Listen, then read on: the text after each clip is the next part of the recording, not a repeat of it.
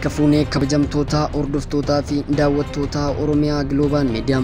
Kun sagantaa oduu Oromiyaa Global Mediaati. Oduu waliin anseenaa sabaati. Dura dursoon hangafoota oduu.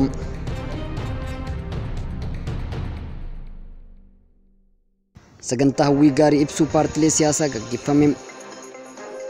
Iyyeewwan malee cidhaa fi sababoota garagaraa richiitiin akka dhukaafame poolisiin hubachiise. Leewwan baasii cidha isaanii Tigraay farjooman. Innoo karaa nagaan akka xumuramu qophii barbaachisaa taasisuu koomishiniin poolisii Dirree Dhawaa beeksise. Sa'a 24 dabre keessatti namoonni dabalataa 137 vaayirasii koronaan qabaman. Filannoo pirezidaantii Iraaniin Ibraahim Raayis injifataniiru. Lubootni Kaatolikii Ameerikaa pirezidaantii Joo Baayiden sirna mana amantichaa murteessaa ta'e irbaata gooftaa jedhamu irraa ugguruuf adeemsa eegalanii jiru. Amma oduu bal'inaan. Sagantaa hawwii gaarii ibsuu paartilee siyaasaa gaggeeffame. Sagantaa hawwii gaarii ibsuu paartilee siyaasaa filannoo marsaa ja'affaarratti hirmaatan gaggeeffameen saganticha maayinda Itoophiyaan kan qophaa'e yoo ta'u paartilee morkattootaa filannoo baranaa irratti hirmaatanii fi hawwii gaarii ibsuuf kaayyeffamee ta'uu himameera.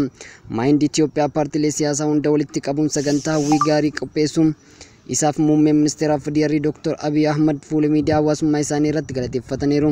Saganticha irratti hooggantoota paartilee siyaasaa raawwachiiftonni boordii filannoo biyyaalessaa walitti qabaan mana maree paartilee siyaasaa dabalatee abbootiin amantaa ambaasaaddoroonni fi keessummoonni waamicha taasifameef argamaniiru.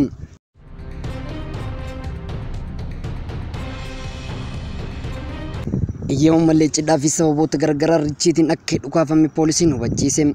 Iyyeewwan malee cidhaa fi sababoota garagaraa richiitiin akka hin dhukaafamne koomishiniin poolisii magaalaa Finfinnee hubachiiseera.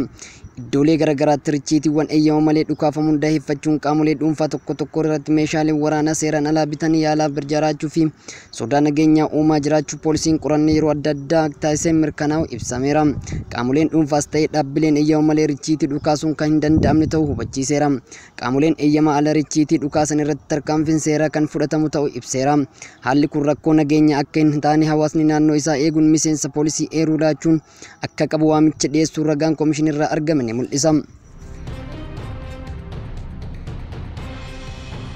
Baasii cidha isaanii Tigraay farjooman. Jaalalleewwan Maazaa Taaddasaa fi Qaalaa Abbalaa jedhaman mallaqa cidha ittiin qopheeffachuuf turan birrii 360 ol namoota naannoo Tigraayitti rakkoo keessa jiranii farjooman. Arjoomni keenya rakkoo uummata Tigraay hin furu garuu nuyi waanuma qabnu gumaachine jechuun dubbatan. Waraana erga sadaasa darbe naannoo Tigraayitti keessatti adeemaa jiruun namoonni miiliyoona 1.7 ol qeerraa buqqa'aniiru. Lakkoofsi namoota ajjeefamanii ifatti beekamuu baatus kumaatamaan kan lakkaa'aman lubbuu dhabuu akka hin oolle yaadama. UN torbee darbe naannicha keessatti beelli uumamee akka jiruu fi sadarkaa hammaataa ce'uu akka malu akeekkachiisee ture. Mootummaan Itoophiyaa garuu gabaasa naannichaa keessa beelli jira jedhu hin fudhatu.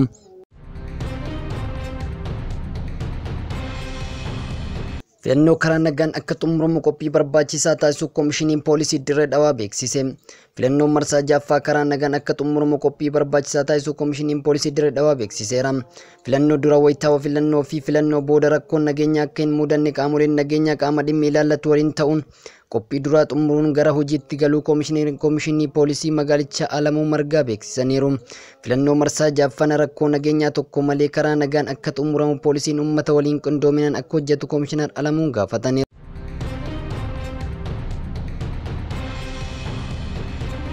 Sa'a 24 dabre keessatti namoonni dabalataa 137 vaayirasii koronaan qabaman. Gabaasa qorannoo sa'a 24 darbeetiin namoonni dabalataa 137 vaayirasii koronaan yoo qabaman lubbuun namoota 4 darbeera.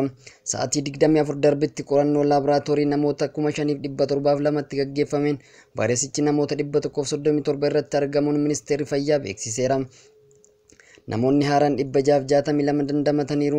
Vaayirasichi yeroo ammaa namoota 16,458 irratti argama. Namoota 212 wal'aansa cimaa keessatti argamu. Waliigalatti lubbuun namoota 4,280 darbeera. Hanga ammaatti namoonni 275,076 qabamaniiru. Namoonni 1,975,727 talaallii fudhataniiru.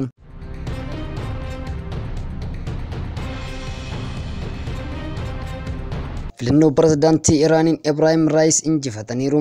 filannoo pirezidaantummaa Iraanitti gaggeeffameen Ibraahim Raa'is injifachuun ibsame. Abbaa seeraa fi abbaa alangaa ta'uun kan tajaajilan Raa'is parsantii 62 sagalee argachuun injifataniiru. Baatii hagayyaa dhufu sirna waadaa galuun ni raawwatu jedhamee eegama. Raa'is faallaa biyyoota lixaa ta'uu isaanii dubbatama. Pirezidaantichi Ameerikaa qoqqobbii kan irra kaa'ame yoo ta'u bara faranjoota 1988 dhiyeenya Teheeraanitti miidhaa sirreeffamtoota manneen amala sirreessaa qaqqabe keessa harka qabaachuu shakkamu jedhame.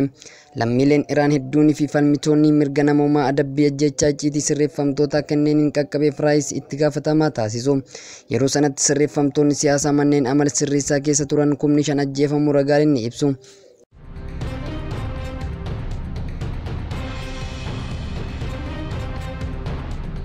Lubootni Kaatolikii Ameerikaa pirezidaanti Joo Baayiden sirna mana amantichaa murteessaa ta'e irbaata gooftaa jedhamurraa uguruuf adeemsa eegalanii jiru. Kunis erga kora luboota Kaatolikii Ameerikaa irratti dhimma namoota siyaasa ulfa baasuu deeggaran irratti wal dhibdeen uumameen booda. Pirezidaanti Joo Baayiden amantaa Kaatolikii kan hordofan yoo ta'u, tajaajila mana amantichaa irratti argamuun ni hirmaatu. Sirna mana amantichaa murteessaa ta'e kanarratti uguramuu isaanii ilaalchisee kun dhimma dhuunfaati ni ta'a jedhee hin yaadu jedhan.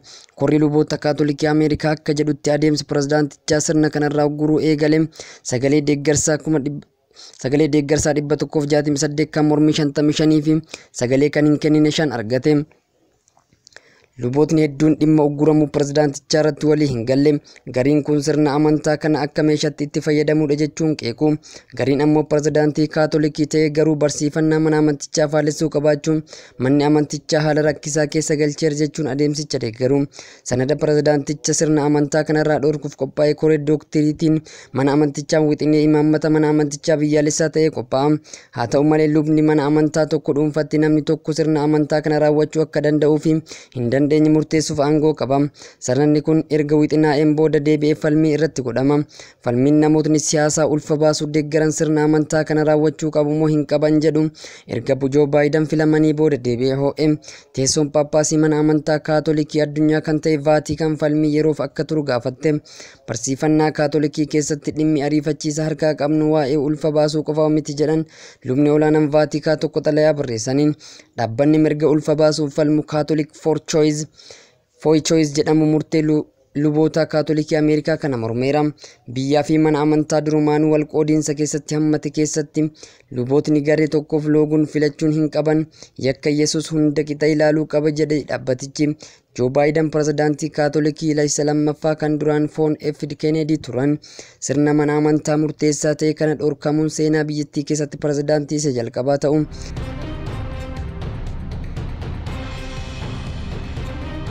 Galeriin aartii Chaayinaa magaalaa Shaangaayitti argamu hojii aartii suuraa dubartoota bareedduu hanga fokkuu jechuun sadarkaa itti baase beeksisuu isaatiif dhiifama gaafate. Hojiin aartii viidiyoo mata duree fokkisa Aljeer and Agleer jedhuu fi aartistii dhiiraa ta'e Soongtaa jedhamuun dhiyaate kun suuraalee fi viidiyoo jireenya dhugaa dubartootaa 5,000 yuunivarsiitii keessaa agarsiisa. Artistiin hawwattummaa isaaf qaban irratti hundaa'uun sadarkaa itti kenne. Miidiyaa hawaasaa irratti mormiin muudamnaan galeriin Ookaatti Shaangaay hojii kana kaasuu hime. Qeeqa erga keessummeessinee booda qabiyyee hojii aartichaa fi ibsa aartichaa keessa deebi'uun ilaallee dubartoota kan salphisuu ta'e erganneerra. Karaan itti kaafames dhimma mirga abbeentaa kan qabudha jedhee Godambaan kun karaa miidiyaa hawaasaa Chaayinaa Weebiyaa jedhamuun akka Godambaan hedduun deeggaru tokkotti taatee kana akka akeekkachiisa fudhatna. Tajaajila keenya fooyyessuu fi nama kamiifuu nahuun keessummeessuuf itti fayyadamna. Soongoo hojii falmisiisaa kana kan qixxeesse akka lakkoofsa Awurooppaa bara 2013 yoo ta'u, ergasiis waggoota dheeraaf waltajjii garaagaraa irratti dhiyaateera. Soong piroojeektii kana wayita beeksisu dubartoota kanneen kaampaasii yuunivarsiitii keessaa wayita isa bira dabran kaasuu himeera.